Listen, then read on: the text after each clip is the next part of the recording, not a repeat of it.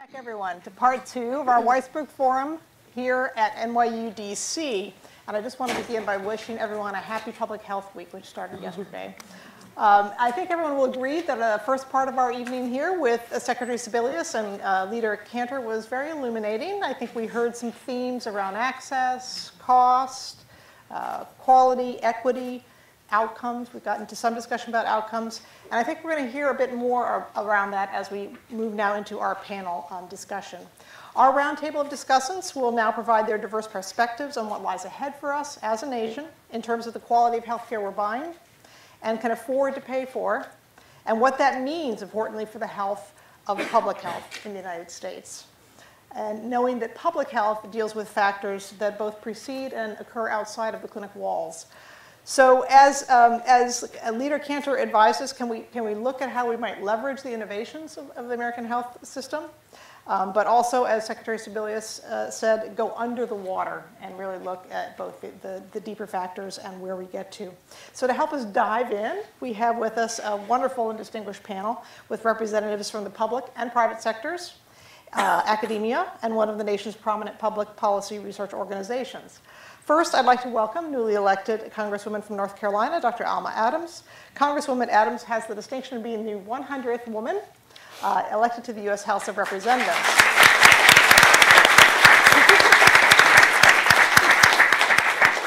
And she has quickly established herself there as a champion for the middle class and for affordable, available health care for all, with an emphasis on preventive care.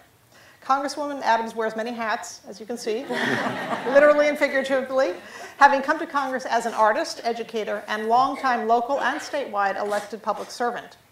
Next, we're thrilled to have Mary Langowski, Executive Vice President for Strategy, Policy, and Market Development at CVS Health.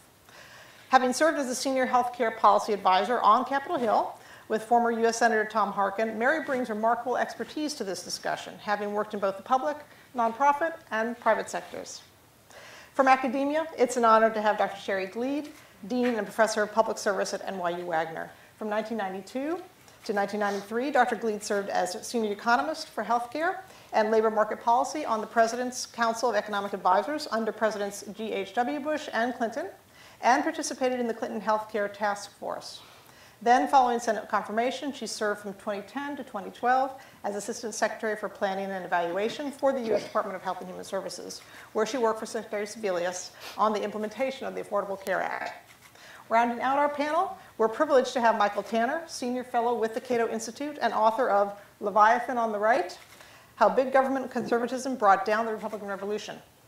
Mike works closely with his colleague, Michael Cannon, who directs health policy studies at CATO and who is recognized as one of the chief architects of the King v. Burrow case that we've mentioned. I'll just do a very quick aside about myself. I am currently serving on the U.S. Preventive Services Task Force, but nothing that we're talking about tonight represents the task force views. So I'd like to just open up the conversation to our four panelists first so they can provide their own brief perspectives on some of the discussion that we've had so far. And then we can open it up after some questions amongst ourselves to the audience. So fear not, you will all have the chance, both in the actual and virtual audiences, to have a chance to bring in some questions. So let me just begin by maybe giving us something to start off with. Despite spending more than any other nation, as the Secretary said, 2.5 times more per capita than any other high-income country, the U.S. performs poorly in terms of key health outcomes, such as vaccination coverage and even life expectancy for key subgroups. So perhaps you can speak a little bit, each one of you, to what your vision is for how we can maximize the health of the population in the United States, and how will the ACA either contribute or detract from that vision. Maybe start with you, Congresswoman Adams. Well, thank you very much, and let me just say what a pleasure it is to be here, and particularly since it's been about 3 years that I retired from 40 years of teaching at Bennett College in Greensboro, North Carolina. So it's awfully good to be back on a campus and to have so many students in the audience. I think this is the appropriate place to have this kind of dialogue and discourse, and to see so many of my friends who I worked with at the Legacy Foundation as a member of the board. Unlike a lot of the other folks that you may hear from and that you've heard from, my background's not in healthcare, but I come to this process as someone who has served in elected office and as an educator. But I can tell you In both of those instances, for me, it's been about listening and learning. And one of the things that I do know as a result of having interacted throughout my career is that people absolutely need affordable, quality health care. And that's why I've been a champion of the Affordable Health Care Act. Because for many people, especially in the district that I represent, one of the poorest in North Carolina, one that has high unemployment rate, that this is a godsend for a lot of people who have thousands of people, as a matter of fact, who have never had coverage, who never had an opportunity to go to a doctor. And I think preventive care is going to be the key to help us do the things that we need to do for our population. So I'm looking forward to this discussion and to the dialogue here tonight, because this is something that's very dear to me. And I'll just say that I grew up with a mother who is now 89, and in another month she'll be 90, but I didn't know that I didn't have health care. I had a sister who was very ill with sickle cell anemia, and we got our health care from the emergency rooms. And so for a lot of people, like my family, even today, don't have an opportunity to see a doctor, and who really need to see doctors. And this would help us, I think, in the long run, in terms of making sure that we do have a society where it's healthier, and we're not paying extraordinary costs on the front end. On the back end, because we have not done what we need to do on the front end. Thank you for that. Mary, perhaps you can go next. Well, this is a very, I think everybody in this room agrees, an exciting time to be involved in healthcare. At CVS Health, we're in an interesting position of being both a Fortune 12 company, an enormous organization with lots of scale and reach, and the ability to really widely scale high quality programs across our entire company, while at the same time we're right there in people's backyard. And so we like to spend time really thinking and considering, how do we engage patients to really help them on their path to better health, which is what we're all about. We also work very hard to help our health plan clients and our health system and hospital partners as they try to improve the healthcare system. And part of my role at the organization is really focused on our enterprise growth strategy. And as the person doing that, it's my responsibility to really understand what are people investing in the marketplace. And I spend a lot of time with really interesting, innovative organizations who are really working day in and day out to solve problems in the healthcare system. And so the last discussion was very interesting, because regardless of what you think about the Affordable Care Act, whether you're a supporter, whether you're against it, regardless of what's in that piece of legislation, it was certainly an action-forcing event that spurred a tremendous amount of marketplace activity and very interesting investment and a lot of really positive energy around solving a lot of the healthcare problems that we have today. And so we're really focused on how do we look at those types of innovations and build on them, who should we be partnering with, and how can we really help consumers on their path to better health. And so with our position in your communities, we've got pharmacists all over the country, we've got minute clinics with nurse practitioners all over the country, and those happen to be, nurses and pharmacists happen to be the most trusted healthcare professionals typically in the system. And there are times when we're seeing patients on average potentially 9 times a month as compared to a couple of times a year that a physician might see that patient. So we're really interested in partnering with what I would call the traditional healthcare system and really complementing that system in a way that enables us to think about healthcare differently. So I think in the last few years, what's really happened is the notion of healthcare has expanded dramatically.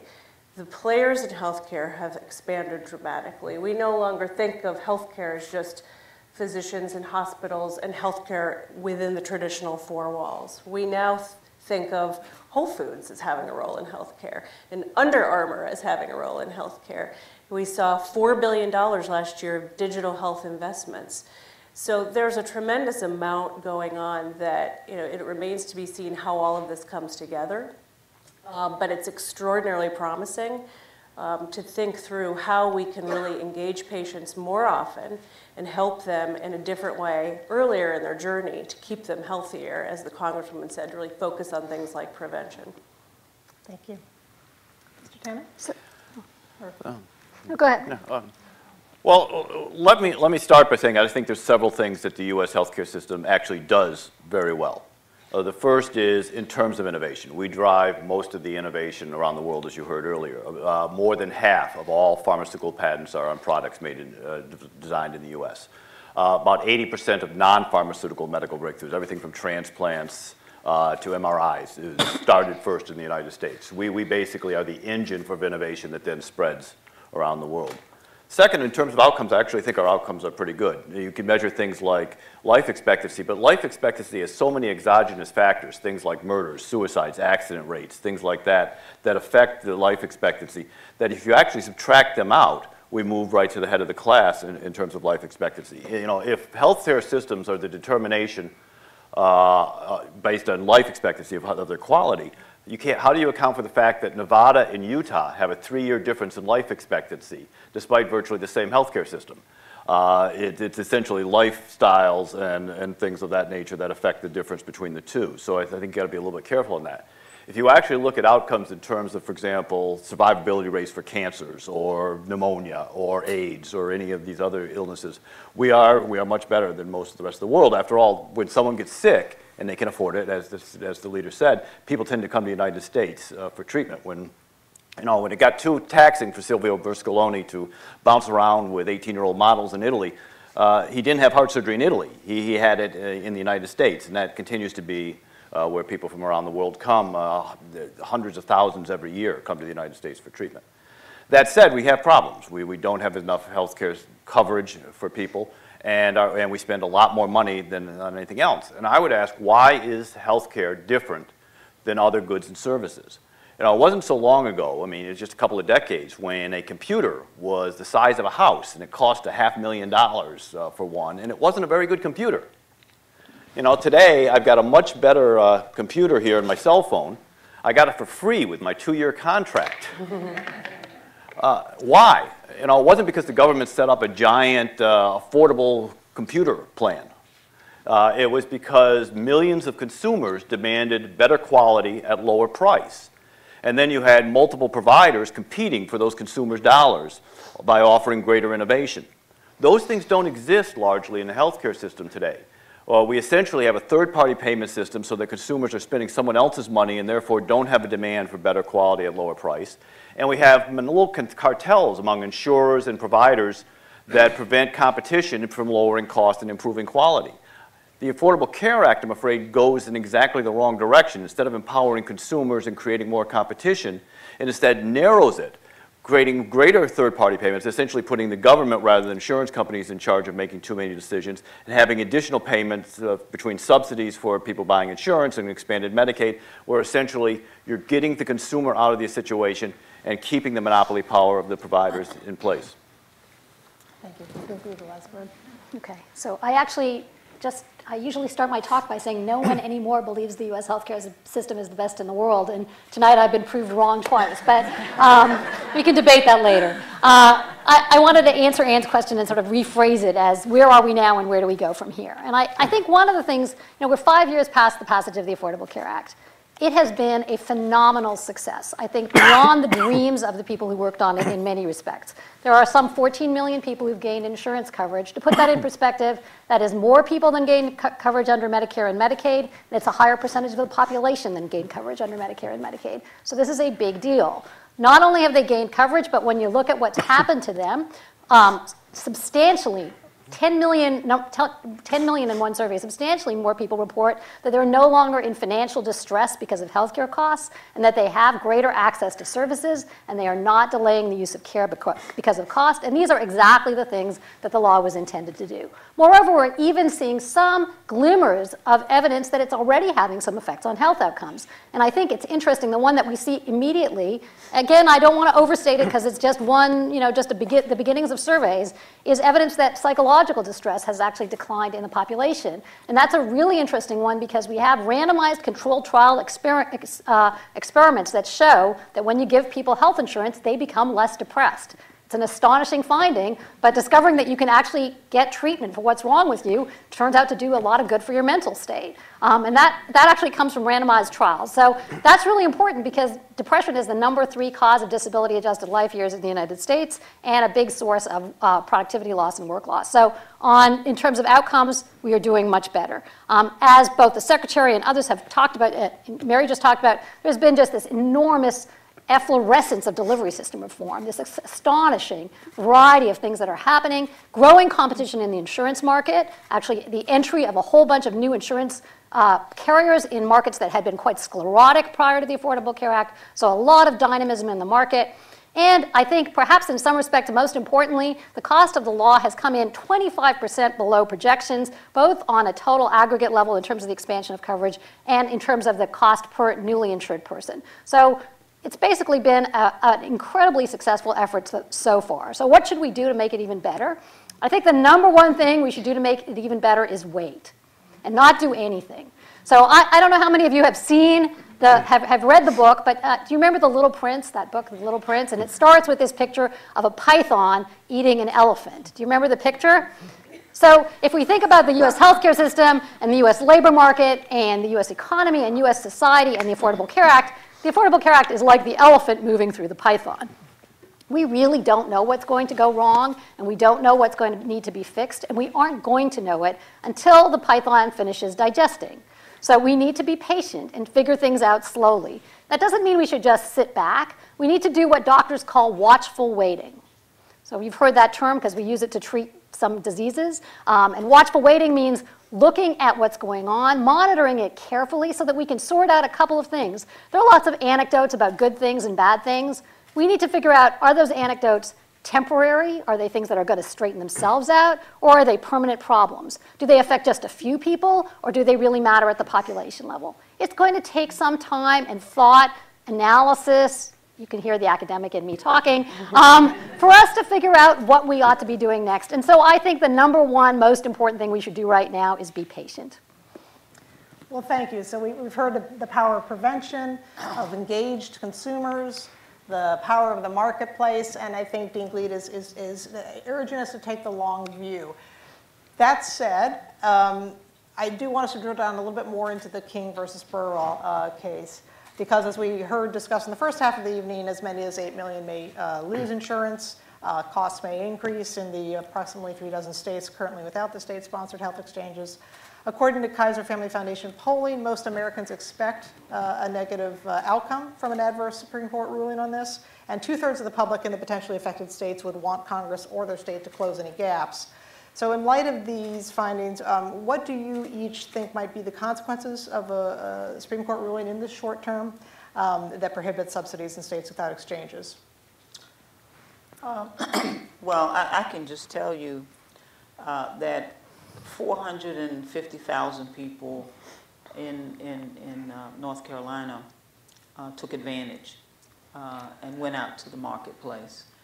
We are one of those states that did not choose to put our own in place, and nor did we expand Medicaid, and we might talk about that later, but it would be devastating. We're talking about folk who now have thousands of people, hundreds of thousands of people who now have been enjoying health care, many for the very first time, to have it taken away. But more than that, I think we're talking about people who will probably not be able to afford it. So that means that it's gone and it will not come back for them.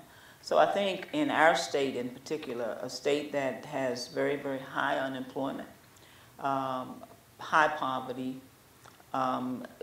we needed the opportunity, our citizens needed the opportunity to get the subsidy. They needed that. They could not afford it without it.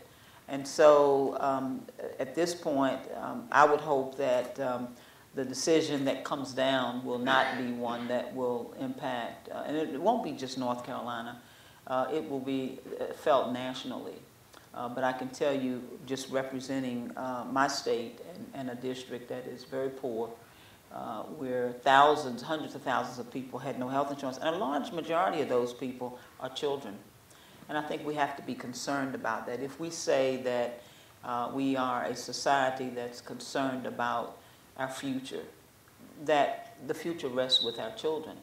I think it was in 1966, Martin Luther King, in addressing a group of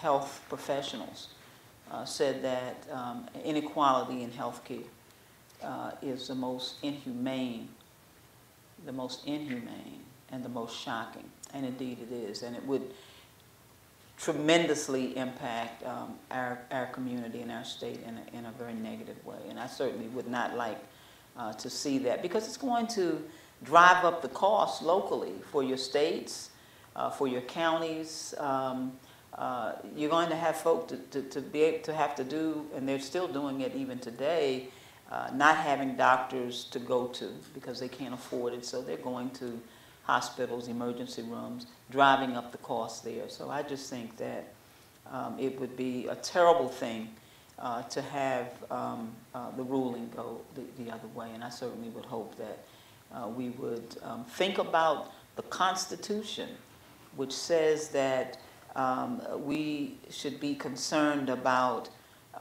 people and their lives, and making sure that all of us are treated equally in this perfect union, as we call it. So I'm very concerned, especially as someone who represents people, and particularly a state that has done, in my opinion, a lot of awful things. I mean, I served in the state legislature, and I can tell you, when we decided not to expand Medicaid, I voted against that because I knew what the need was, and I still think that there's a tremendous need out there today, and hopefully we can get to the point where we really consider people and be very sensitive about the needs that they have. Thank you for that. Does anyone else want to comment on this? Sure.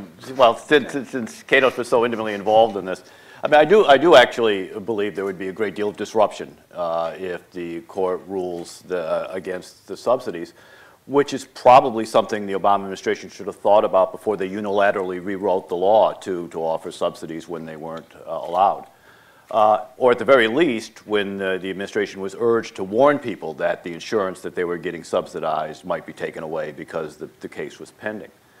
That said, we should keep in mind that there are also, while there'll be losers, people who lose the subsidies, there'll also be winners in this as well. For example, since the subsidies, to qualify for the subsidies actually triggers the employer mandate, in those states where this is struck down, there would no longer be an employer mandate in place, which means that many small businesses would no longer be shifting people to part-time work to avoid the mandate, for example, or would be hiring in places they aren't hiring today, and would increase jobs and economic growth. There would be a lower cost for the bill, which means there'd be lower taxes, which would help the economy a great deal. And then finally, I think the final run of this, of course, is that Congress will pass something to fix the problem. There are many proposals that are floating around Congress right now for alternatives. They haven't coalesced around any particular one, but I think this would force them to do so. The big question at that point is whether the administration would be willing to compromise and agree with Congress on some sort of alternative approach, or whether they're going to dig in their heels on this as they have on so many other things. Can I also add the consumer perspective is certainly the most important in terms of disruption, but it's also worth mentioning that there are countless organizations, healthcare and otherwise, who have spent millions and millions of dollars trying to comply with the law and even build businesses around what folks viewed as the sort of playing field that they were on.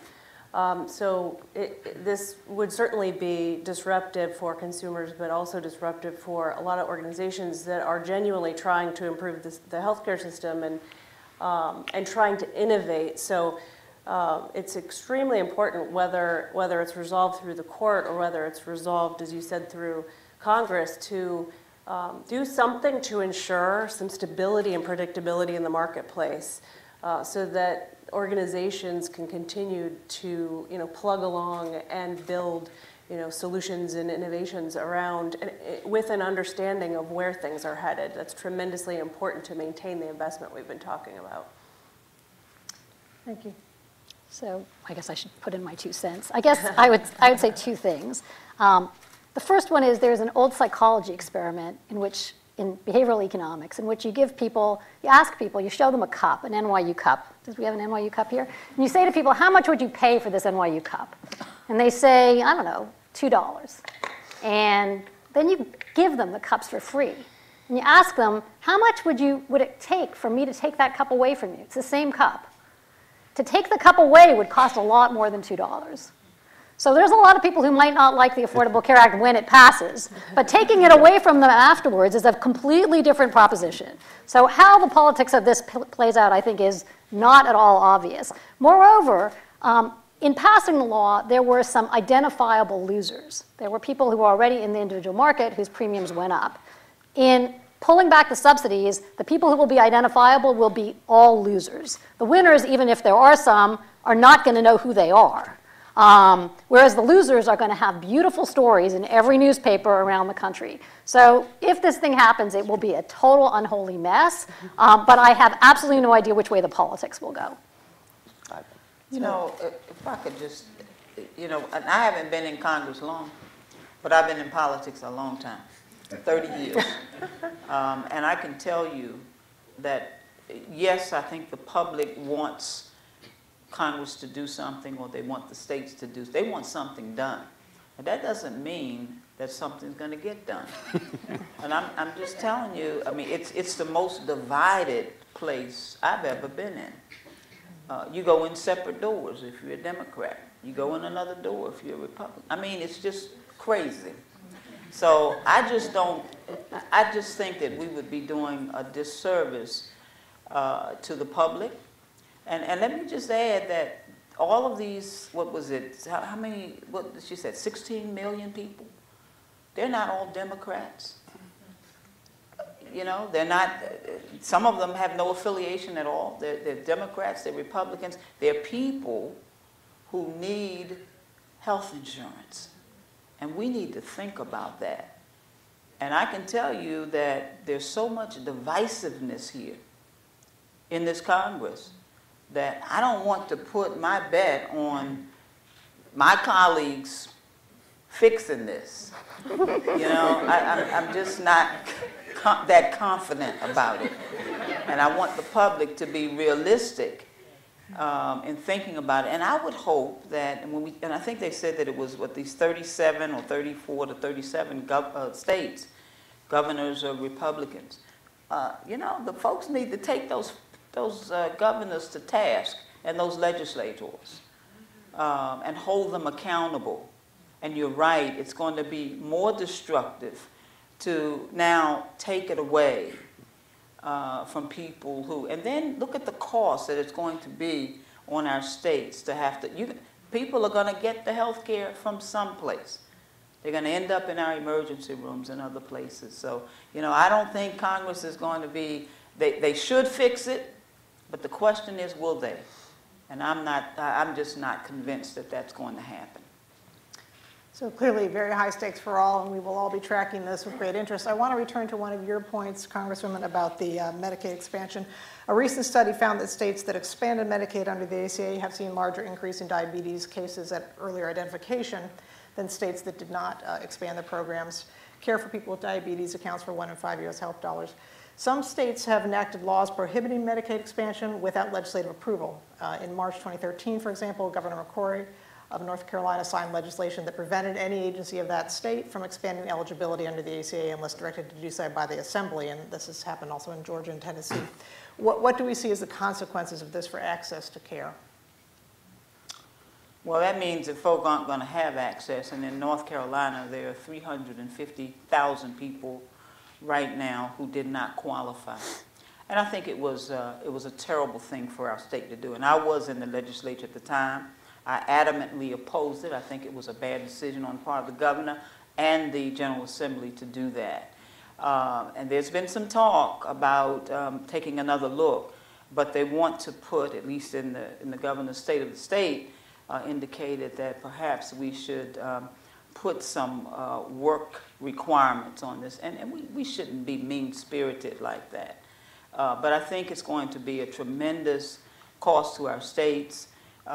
We have so many people who didn't qualify. A lot of those folks are veterans who fall into that category as well. So if we had expanded Medicaid, there would be an additional almost 400,000 people in our state who would be eligible and who would have health insurance today. So, I mean, I just think it's going to be, and if you look at not just North Carolina, but the other states, and it's going to magnify, those numbers are going to get excessively large. Thank you for that state example. The ACA mandated a prevention and public health fund, and this was really a signal achievement. However, this fund has already been undermined through some substantial cuts and redirection of funds away from the intended purpose of rebuilding the public health infrastructure in America. What solutions do some of you propose to that? Maybe Jerry or Shay? Congress needs to fund it more. Or they might want to use the funds for what it was intended use the for. funds I for mean, something I else. believe I the mean- evidence is only about 8% of the fund was actually used for clinical Right. expansion and things like that. I mean, it's been used for everything from street lights to, I mean, it's Well, it's not been clear all that over the clinical place. prevention is the right way to use it. Streetlights could be the best possible way to use it. I wouldn't want to put the money into clinical prevention necessarily. I mean, there are many ways it could be used. But that's not what it's intended for. It wasn't Well, it intended. could be, if it's for people to exercise, then streetlights are a great way to do it, right? I mean, I bike think paths. I think there were streetlights on the CDC campus, actually. So maybe that's where the exercise was different taking issue. place. As a former Harkin staffer, I'll take a crack at this. So I had the great privilege of working for Senator Harkin, and this is his brainchild, and he's one of the few people who talked about prevention many, many years before it was cool to talk about prevention. No one was talking about prevention, and he has, for decades, believed in, just as I was saying in the beginning statement, about a more expansive view of what healthcare is for an individual. And so this fund is really part of the manifestation of his desire to bring attention to the issue and to really try to create a way to measure more appropriately than we've had in the past around prevention and public health. And I won't speak to how all the funding has been used, but it is one of several things that he did during his distinguished career to really try to bring a focus to prevention and public health. And as we were talking before this panel started, there's all this really interesting stuff going on out there where the notion of public health used to kind of be reserved and off to the side as a government function. And prevention's this fuzzy thing that it's hard to put your hands on and figure out what is it and how do we measure it. And so now there's just a lot of investment going on in these areas. And so bringing a private sector focus to this, as many of you know, we decided about September of last year, we decided a year ago and took place in September, we decided to quit cigarettes for good and quit tobacco for good. And I think for us as CVS Health, it was a really exciting, obviously an exciting step for us, but it was also a really neat public health step. And it really showed how the private sector can play a role in public health leadership and sort of to start to collapse those things. So public health doesn't have to be over here as a separate, governmental thing that isn't funded and isn't focused on. And as we continue to evolve some of these things, we can work together in less siloed ways with the public and private sector, trying to figure out how to measure prevention better, trying to figure out how we innovate and invest in some of those things. So we were proud of that move and of course wanted to highlight that a bit. Can I raise an issue about preventive care, though, that I think it's often overstated here? I'm in favor of more preventive care. I think it's an important focus, and we should be focusing more on it, but mostly because it makes people healthier, not because it saves money. In fact, the overall evidence, I think, in the academic literature is that preventive care does not save money, largely because it's a shotgun type of approach. You take diabetes as a very good example of it. The argument was always, well, if you could prevent people from getting diabetes, think of how much money you'd save, so maybe we should invest in things, preventive care on that. But if you have 20 people, and 2 of them were going to get diabetes, that means you're going to treat 18 people who were never going to get it in the first place. And of the 2 who were going to get it, 1 gets it anyway. So essentially, you've taken the money you saved from the 1 person you prevented from getting diabetes, and you've then spent that on 19 other people. And the literature just suggests that you don't end up saving anywhere near the money that people think you can. So people always sort of see it as this magic bullet. We'll get money on prevention, we'll save all this money, and we can use it all these other places. It doesn't work out that way. Well, I think if you're using, as we refine data more and analytics a lot more appropriately, and we start to use more predictive analytics, we can probably change those measurements as we start to target more appropriately the population, become much more targeted in how, I mean, we've found that with adherence, right? Yeah. We invest a tremendous amount of time, energy, and resources researching who will be adherent, who won't, how we get them on a path to adherence to their medications. You're always going to have more success if you can figure out what that right target group is. Yeah, and one does need to ask, you know, the 3% spent on prevention when 75% of conditions are preventable. Somehow that ratio, I think, is something that is worth exploring more. I want to turn now to the broader definition, because I agree we need to be focusing on health as a viable outcome in itself. WHO defines health as an absence of, not merely the absence of disease or infirmity, but complete physical, mental, and social well-being, which is a broad definition. Are we on the road to conquering the divide between adequacy of treatment for medical conditions versus mental health and substance use-related health challenges, which of course contribute tremendously to preventable morbidity and costs in the US? And what do we see as the consequences of failing to close this gap? Glied, could you lead us on that? Sure. I mean, I think it is really important that we pay equal attention to mental and behavioral health as we do to physical health. And for a long time, one of the big barriers to that was the fact that our insurance coverage for mental health care was historically much worse than insurance coverage for physical health care. That's actually changed. Passage of the Domenici-Wellstone bill and then of the Affordable Care Act together mean that there is now parity in insurance benefits for mental health and for substance use. And interestingly, and I think this is a beautiful example of how the market responds to things, that improvement in parity has not generated an increase in cost, which is pretty astonishing, and just goes to show that if you really want to do something, the US ingenuity allows you to figure out how to do it. But we still are not in a situation where people are getting adequate behavioral health care, and we have some very serious gaps. I would say the most serious gaps actually are in substance use treatment, even more so than in mental health delivery. We have improved the ability of primary care practitioners to step up to the plate on mental health, but we really haven't made those same kind of inroads around substance use, and those two conditions are often comorbid. So I think there's a lot to be done. I think there is room for a lot of different approaches. I think there needs to be a lot of innovation on the pharmaceutical side, on the therapeutic side. We need to get better at delivering these treatments to people, and there is a lot of innovation in that space, so that's encouraging. I think we need to think hard about how to address the stigma associated with mental health and substance use. That is a very serious impediment to people getting care.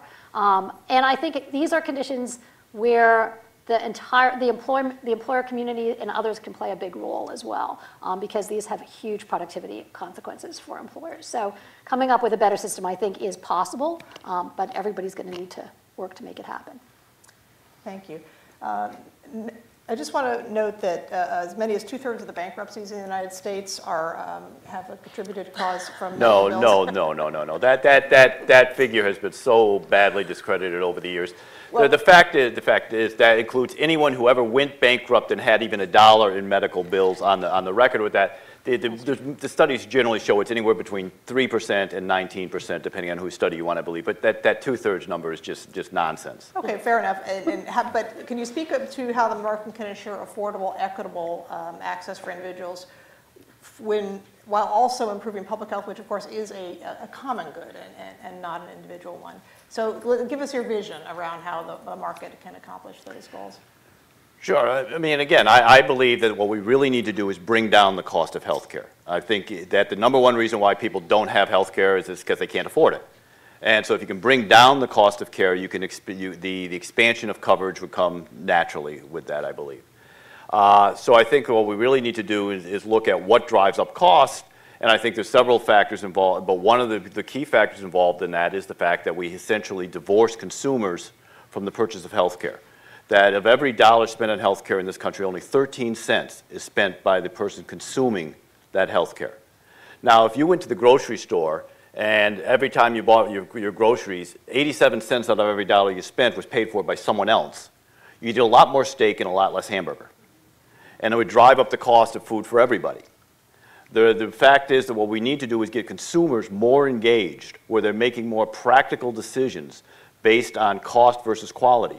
Then when you get into questions like in care of life and stuff like that, are you going to spend $1 million to keep yourself alive for another 3 months?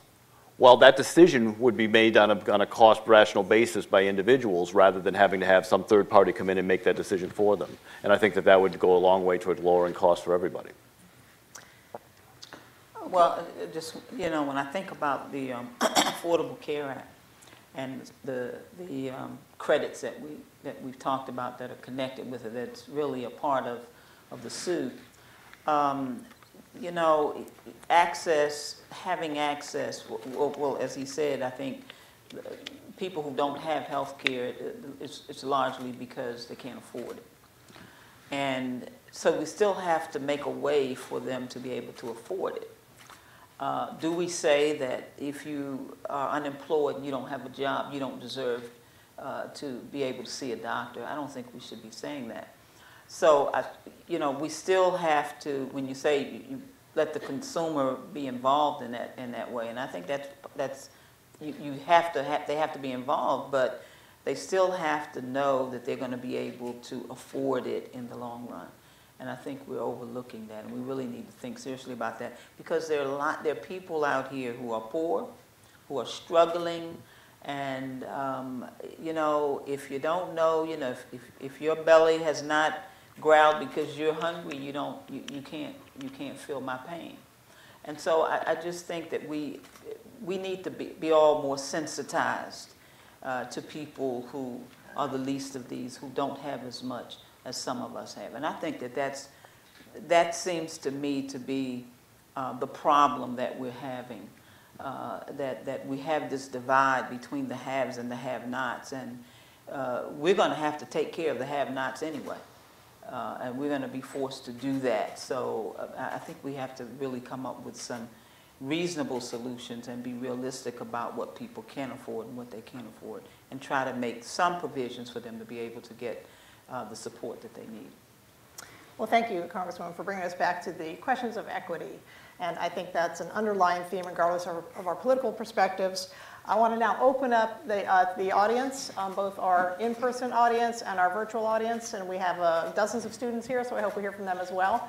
We'll take a question now. Please go to the mic, say your name and your affiliation, and state your question briefly. Any questions in the room?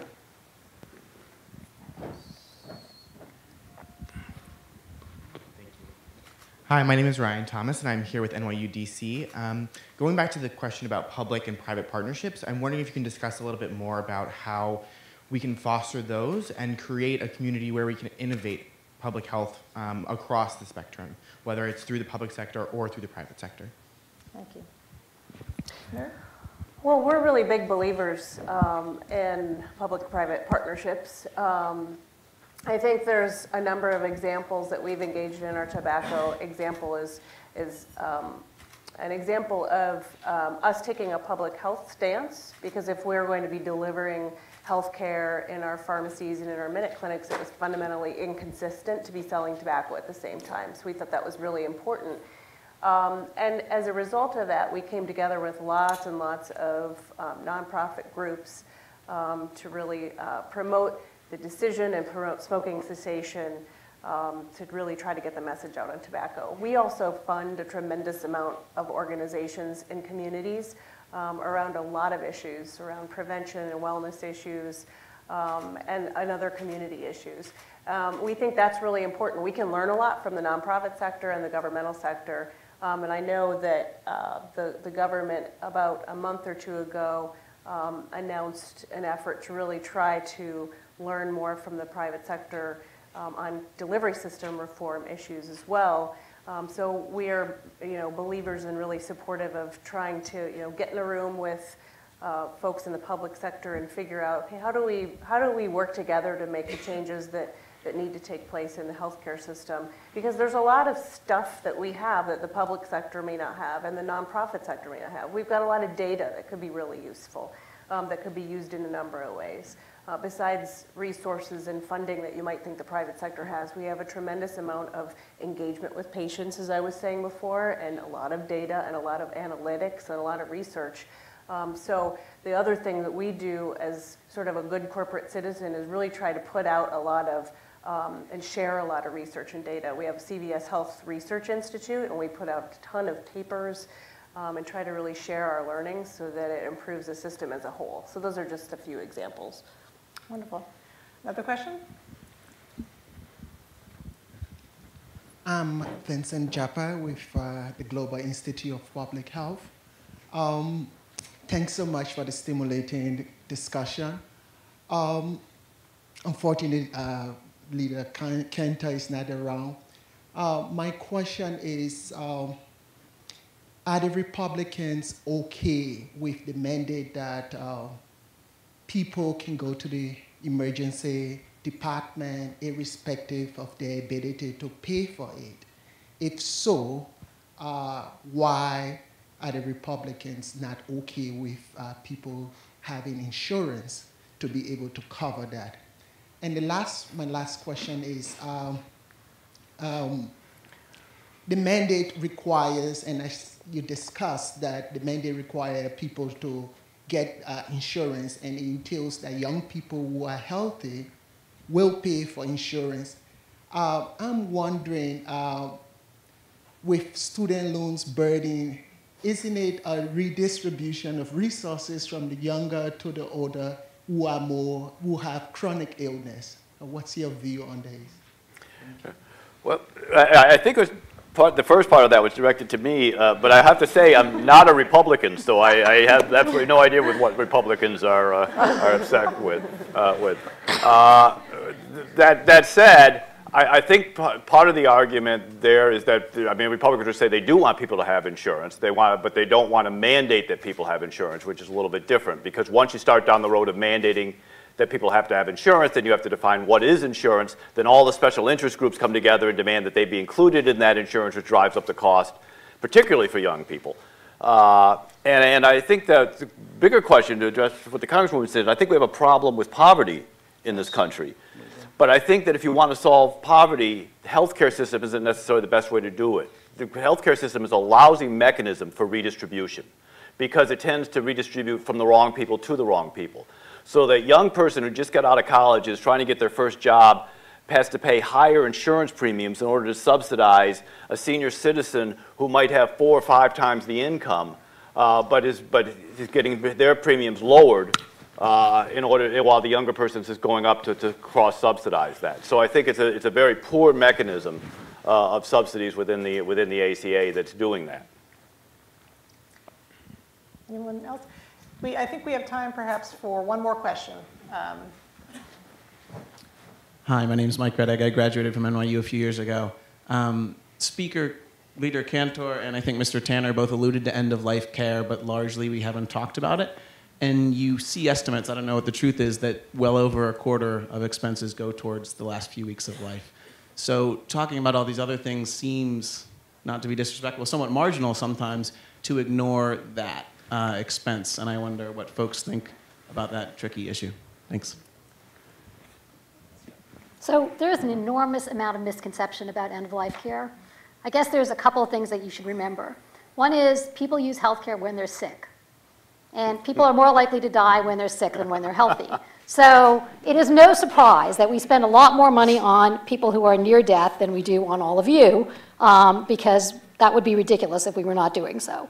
Moreover, we actually don't spend a lot on end-of-life care compared to other countries. The US is actually a relatively low spender on end-of-life care as a proportion of our total healthcare system. So that is not an explanation for why costs in the US are high. rationing or no rationing, we actually are not spending a disproportionate share of our money on people at the end of life. Careful studies of this show that the greatest expenditures are on people who doctors believe will live and then go on to die, or on patients who doctors believe are going to die and then go on to live. There's actually remarkably little. There are isolated cases. It's not like it doesn't happen, but it is not the norm for hospitals and doctors to invest enormous resources in people they are pretty sure are not going to make it. So while this is a sexy topic and philosophers have a great time talking about it and talking about trolley problems, it's actually not the problem with the US healthcare system. Yeah. If I could just concur with that maybe we've actually going to have a moment here. I was with you on prevention, too. The studies actually show, there was actually a study that was done where they asked doctors to predict whether patients were going to live 6 months or not. And you would have been better off flipping a coin. The doctors were wrong more than 50% of the time. So that's why I really get concerned with proposals that would somehow create, allow third parties to come in and decide whether or not you're going to treat this person or not. That does worry me because I think the inaccuracy problem is a huge issue there, and why I think that ultimately, again, it should come back to individual consumer decisions rather than someone else's. I mean, essentially, we shouldn't have veterinary care.